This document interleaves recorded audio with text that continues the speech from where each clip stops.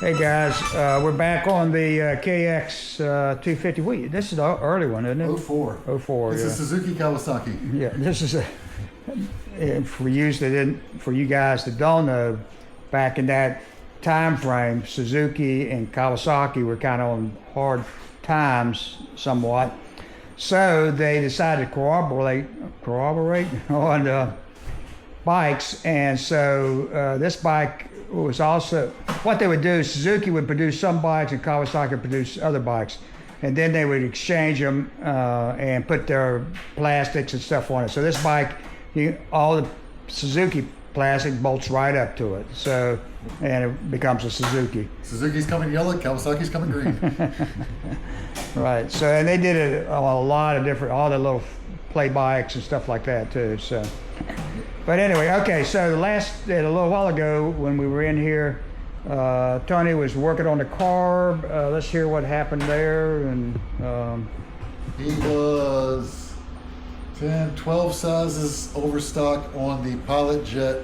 Jeez. And 10 sizes understock on the main jet. So now I went one size bigger on the pilot, stock main, and I need somebody with more leg than I do to start. Right. Part of the problem with starting this thing, go ahead and talk about that for a second.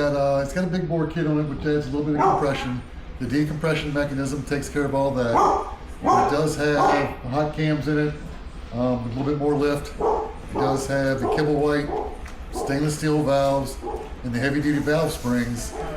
So the cam pushing those valve springs makes it a little tight to turn over.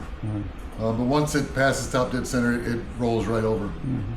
But I've had a couple people kick it 2 or 3 times and they couldn't get it to fire yet, so waiting for a strapping young lad. Okay.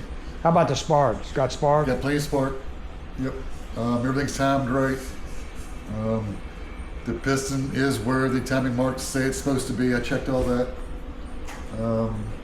Wow.